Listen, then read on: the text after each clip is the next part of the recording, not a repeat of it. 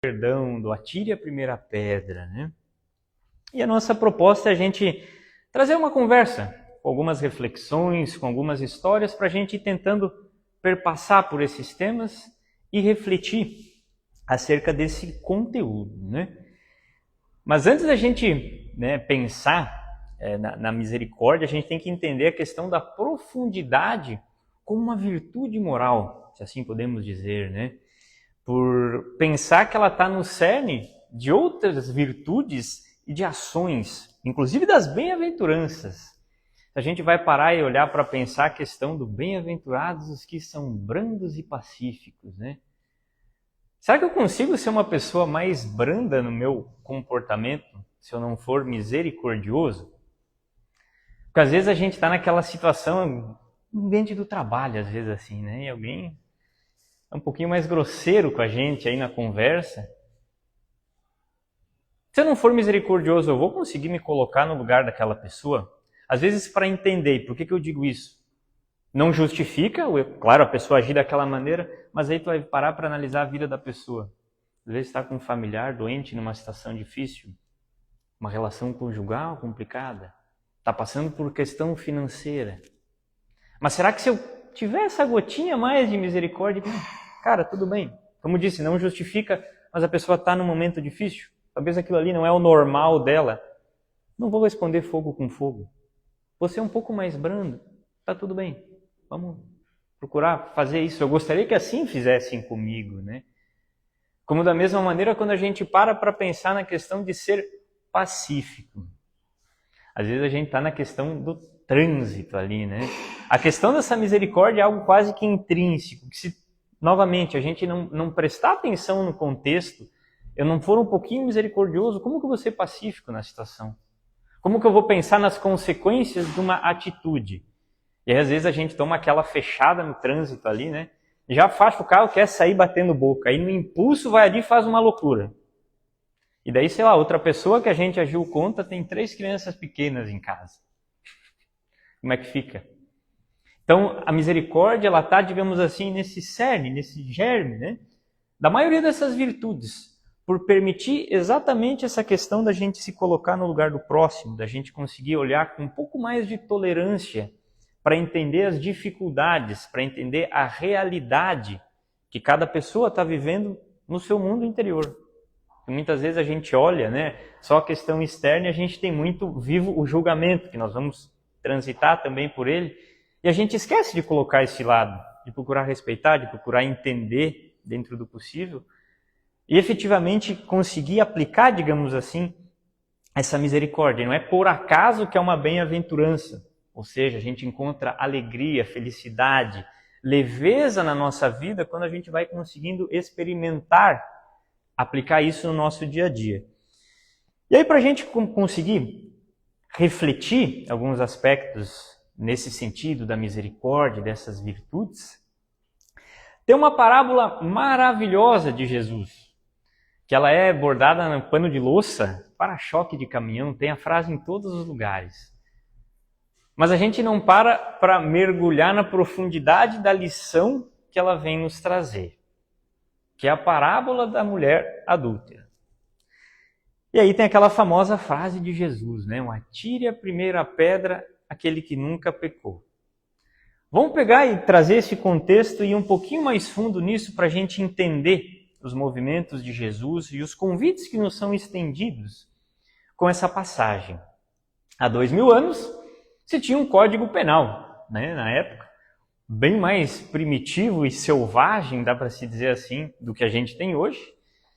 E conforme cada crime cometido, tinha uma punição equivalente. Para a situação ali mencionada, que era a questão do adultério, o que era a pena ser infligida no infrator? A lapidação, apedrejamento em praça pública. E a gente já nota o desequilíbrio que a mulher ia ser apedrejada em praça pública. O homem estava tudo certo, continuava sendo um cidadão idôneo de bem, né? Imagina, a mulher que tinha maculado a imagem dele. A gente já nota desequilíbrio nesse Código Penal, olhando nesse sentido, né? E aí o que acontece? Tinha se armado toda aquela estrutura e eles iam então infligir a pena nessa mulher. E a sociedade farisaica, no auge da sua hipocrisia, vê que chega a figura de Jesus nessa história. E aí eles pensam, agora nós vamos pegar Jesus na curva, agora ele vai se contradizer. Ele vai falar para a gente não seguir a nossa lei?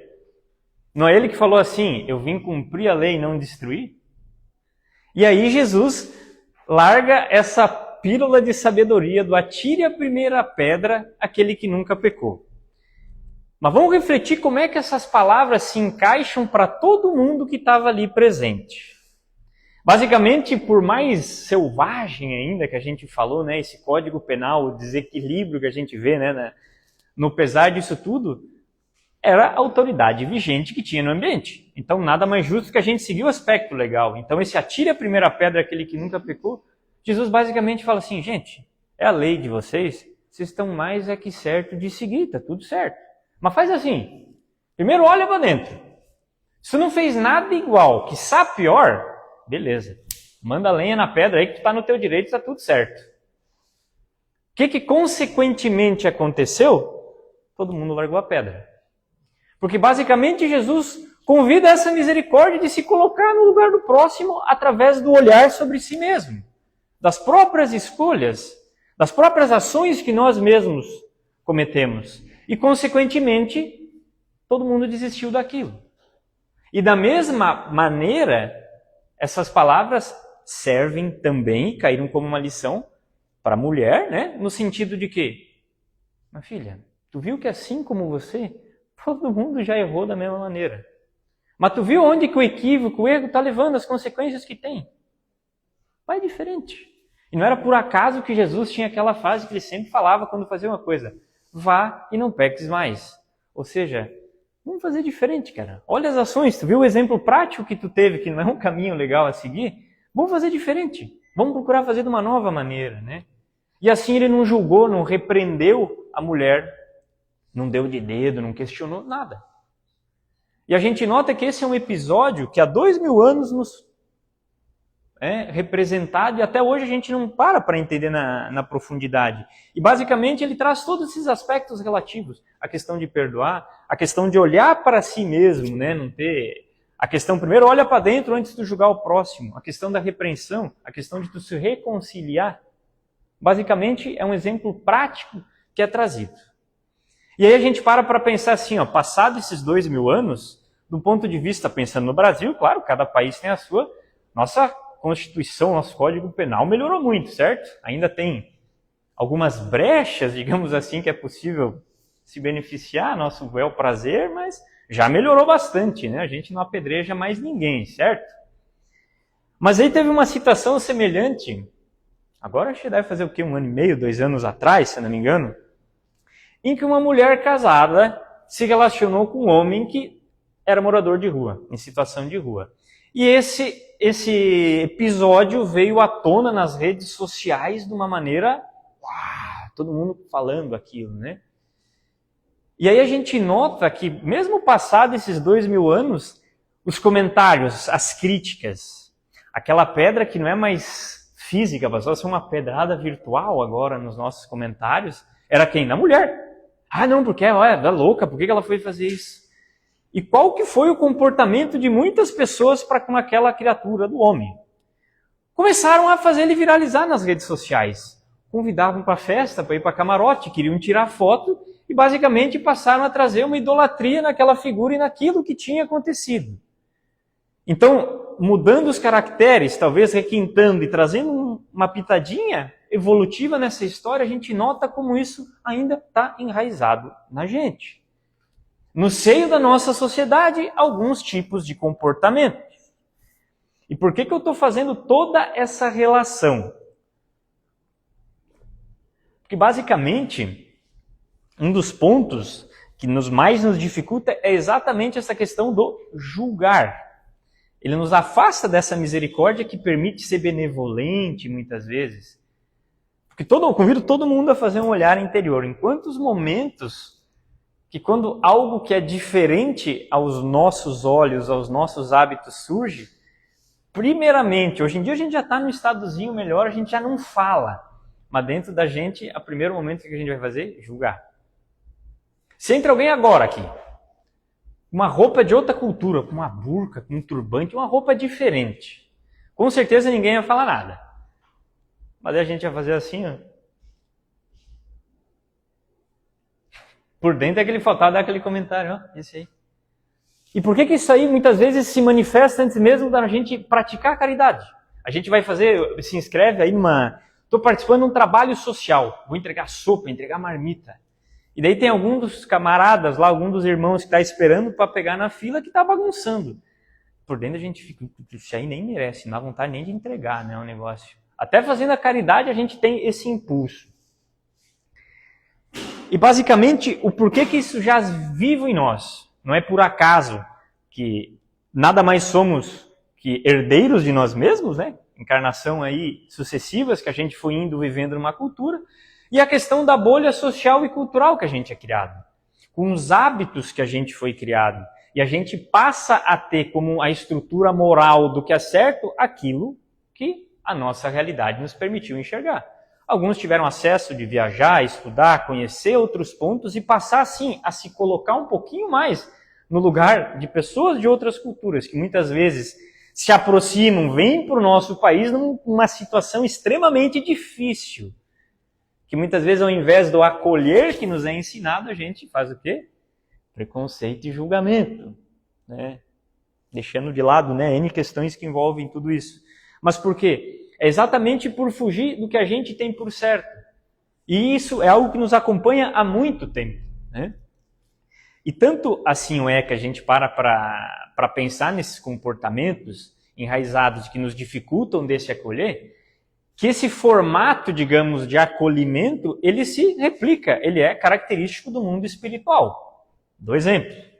Acredito que aqui a maioria tem ouvido falar em Nosso Lar, certo? Mais famoso, né, na obra do livro, dos filmes. Nosso Lar nada mais é que uma colônia, uma cidade espiritual, mas ela é relativa a um espaço geográfico do Rio de Janeiro. E ali vai representar isso. Se a gente for pegar obras, tem umas obras na psicografia do Divaldo maravilhosas, do Manuel Filomeno de Miranda. Ele comenta da colônia Redenção, lá para o lado de Belo Horizonte. Tem uma obra interessante, Alvorada Nova, do Caibar Schutel, fala dessa colônia Alvorada Nova em Santos, São Paulo. Agora faz sentido um outro irmãozinho aí que está vivenciando, cresceu, se criou em outra cultura, lá na Ásia, no Oriente Médio, desencarnar e cair em Nosso Lar, na mesma cultura, a pessoa vai se sentir acolhida? Por isso que a gente tem diferentes colônias, diferentes locais, diferentes estruturas que vão receber os irmãos dos mais diferentes locais, faixas vibratórias no mundo espiritual para propiciar o acolhimento, a estruturação necessária para que aquela pessoa se sinta acolhida. Muitas vezes é servido, por mais que não tenha necessidade, um alimentozinho fluídico e assim vai. E nota que a gente não consegue reproduzir isso aí por não conseguir ter esse dedinho de misericórdia para, de maneira mais ampla, digamos assim, conseguir se colocar no lugar do próximo, conseguir entender, procurar olhar pelo menos a realidade, as dificuldades, as dores de que cada um vem vivenciando nessa caminhada. E aí a gente acaba muitas vezes nos afastando daquilo que de maneira tão simples e direta, como o exemplo dessa parábola e de tantas outras, nos foi dado, né, a entender através dos exemplos de Jesus. E aí a gente pode pensar assim, essa questão exatamente da gente nos afastar dessas virtudes que surgem através da misericórdia, do perdão, do ressentimento e assim por diante, vivemos num universo de causa e efeito, certo? Para cada ação nossa vai ter uma ação relativa. E tem uma estrutura muito interessante que foi montada pelo médico americano David Hawkins, a escala de Hawkins, onde ali ele elenca as principais emoções, né? Colocando lá na ponta a consciência pura, o amor, a alegria, uma vibração, um estado expandido, né, de consciência e de aura. E assim ele vai elencando todas essas emoções até chegar nas emoções de baixa vibração, e ele coloca como um estado contraído. E quais são as emoções que vão estar ali embaixo? Eu vou trabalhar principalmente no que é relativo aqui. Ressentimento, mágoa, todas essas questões que nos impedem o perdão, medo. E o que acontece? Muitas vezes a gente passa a vibrar de maneira tão constante, tão contínua nessas emoções no nosso dia a dia, que a gente vai passando a se confundir com as nossas próprias emoções.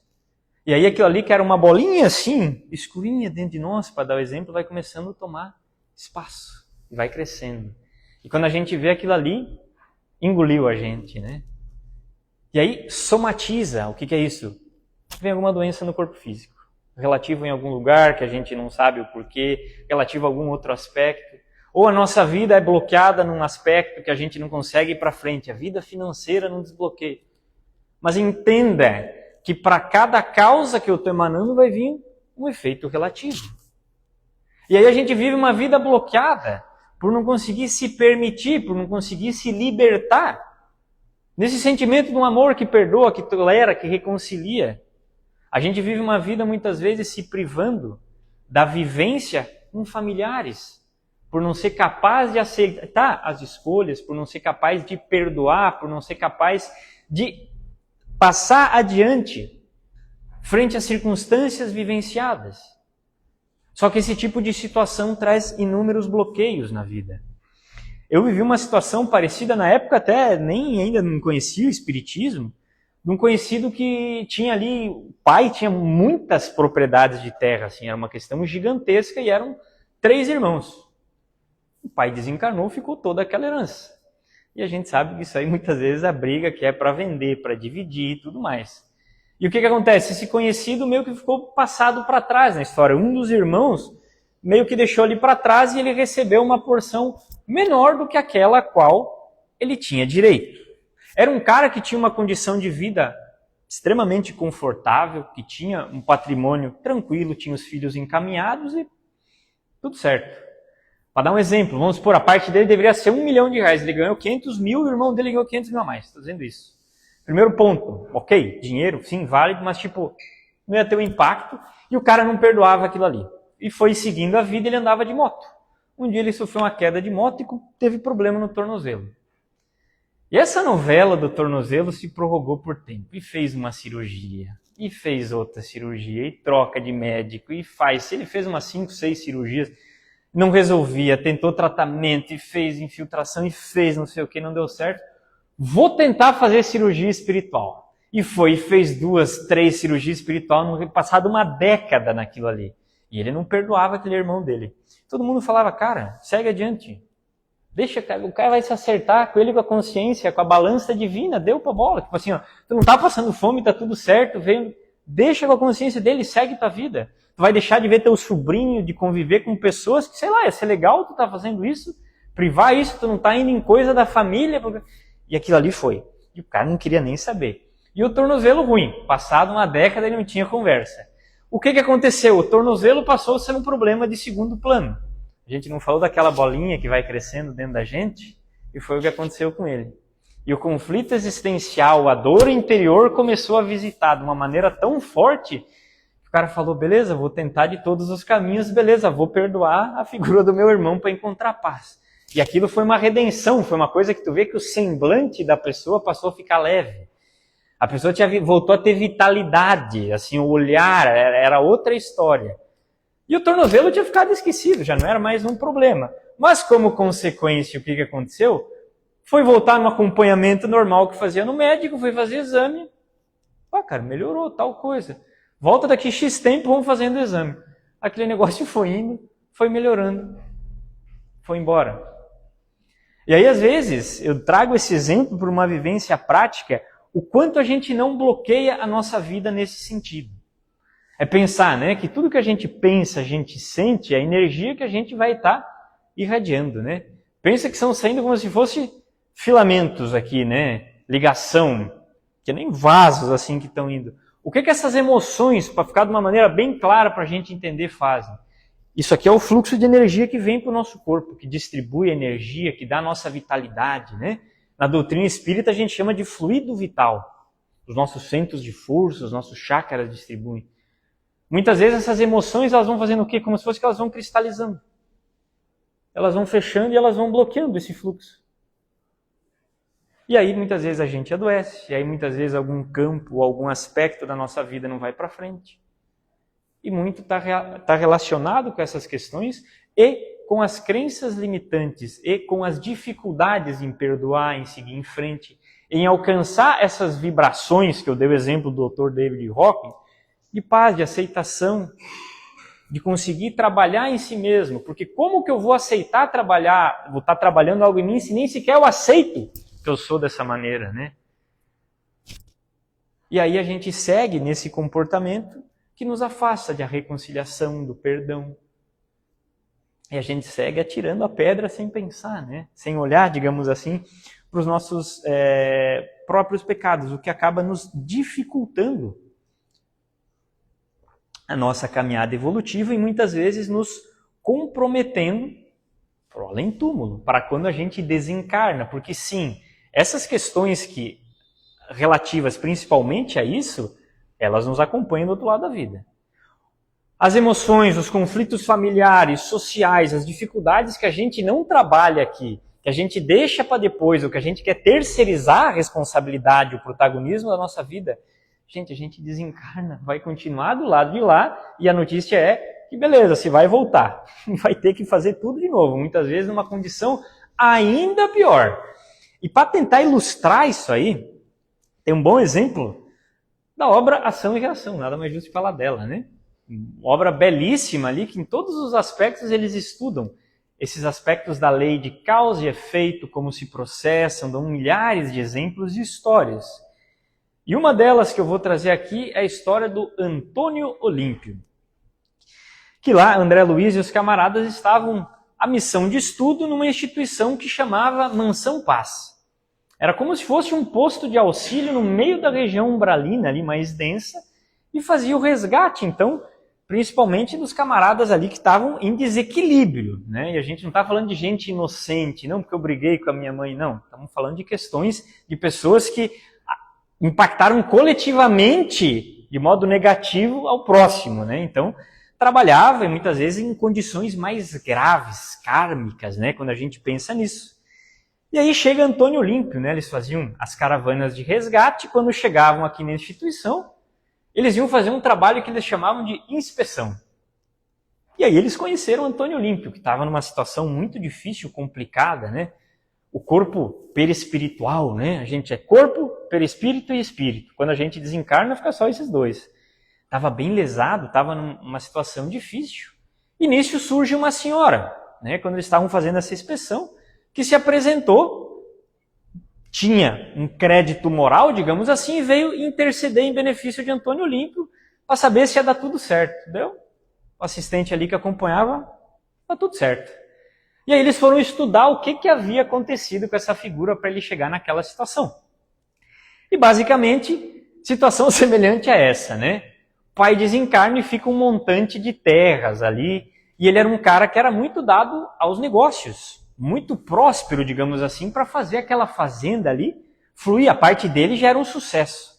Só que os irmãos tinham um comportamento diferente. Era o Clarindo e o Leonel, os irmãos dele. Que ele, isso aqui está me amarrando, eu podia fazer esse negócio crescer mais, eles estão ali enrolando, e ele foi fermentando essa ideia, convidou os irmãos para ir dar um passeio no lago. Tinha um lago bonito na propriedade. Pegou e deu um remedinho sonífero ali, nem veneno nem nada. E derrubou eles do barco ali, e assim eles desencarnaram afogados. Como consequência, o que aconteceu disso? Os dois irmãos voltaram ali para a propriedade, desencarnados, a propriedade que ele julgava deles, né? O Antônio Olímpio foi tentando seguir a vida, a consciência pesada, ia viajar para fora, ia tentar se distrair, mas não conseguia, sabe, achar. Até que passa um tempo, a esposa desencarna no mesmo lago. E ele tem um laço assim de memória de pensar, meu Deus, será que tem algum espírito, alguma coisa que causou toda essa situação aqui com a minha mulher, né? Mas segue a vida, até que ele desencarne. Quando ele desencarna, quem está esperando ele? Os irmãos. E o que os irmãos estavam em cima? Do filho. Deixando o filho totalmente obsidiando de uma maneira cego pelo dinheiro. Que ele esquecia do autocuidado e ia deixando a própria família de lado para pensar em multiplicar no dinheiro e fixado no monoideísmo. E assim, então, eles vão começar a trabalhar para entender como é que ia ser o reparo. Como é que ia ser o tratamento final desse processo. A esposa desencarnada, que sim, desencarnou com a influência daqueles irmãos, tinha perdoado e tinha seguido adiante. Estava em condições melhores. Mas aqueles irmãos ainda arraigados no ódio, e o Antônio Olímpio, que nem estava na condição, dado o estado de consciência pelo crime que tinha perpetrado, precisavam seguir em frente. E basicamente, após todo o trabalho de aproximação, de despertar na base do amor desses dois irmãos, porque sim, eles sofreram. A gente tem mania de só pensar que é o mal, né, o outro lado. Não, com base no amor, entendendo todo o processo, entendendo esses mecanismos, eles mesmos despertam.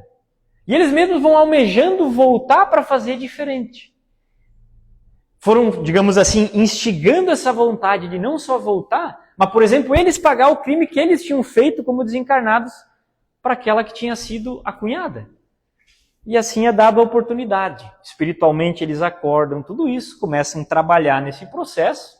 Primeiramente recuperar Antônio Olímpio, para então voltar para a carne. Antônio Olímpio, casado com a mesma esposa, recebendo aqueles dois irmãos que ele mesmo havia cometido o crime em tal momento, que consequentemente iriam vir com inúmeras dificuldades, dados os milhares de anos que passaram, né, devotados ao mal, ao ódio, e o papel dele era reencaminhar aqueles que ele devia ter feito, devolvendo, quando desencarnasse, então, como herança, aquela propriedade que antes haviam tomado.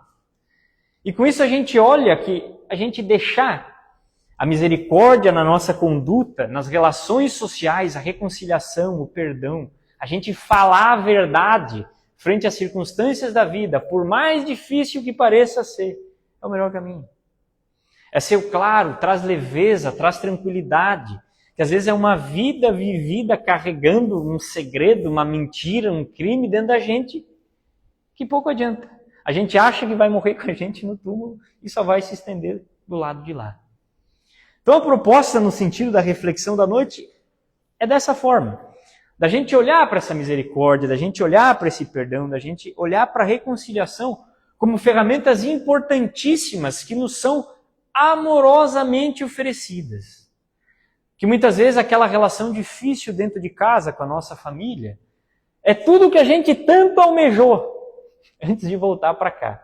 A oportunidade bendita da gente reajustar aquilo que nós mesmos desajustamos em outro momento. E a gente se munir dessas virtudes morais é o melhor caminho. Fazendo agora, trabalhar tudo isso que não é por acaso a oportunidade que nos é ofertada. E seguir com uma vida mais leve, uma vida mais liberta.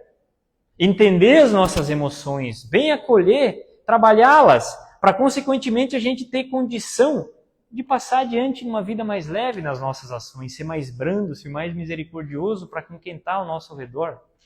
Né? Principalmente o quê? Através do exemplo. As palavras convencem e os exemplos arrastam, né? Então essa é a proposta, a gente fazer essa reflexão e que a gente consiga levar isso aí passinho por passinho. Não é por acaso que vivemos num mundo de prova e expiação, que sim, dificuldades de todo tipo nos visitam, desde as relações sociais, dificuldades materiais e assim por diante. Se não fosse necessário, a gente não ia precisar estar encarnado aqui, nessas condições. Que eu procuro a cada dia despertar e agradecer de estar encarnado nesse momento que a gente chama de transição planetária, que é o momento onde a gente tem o campo mais fértil para viver isso aqui. Em cada esquina, em cada momento, se assim a gente quiser, não vai faltar oportunidade, né? Da gente fazer diferente na nossa própria vida e para com quem está ao nosso redor.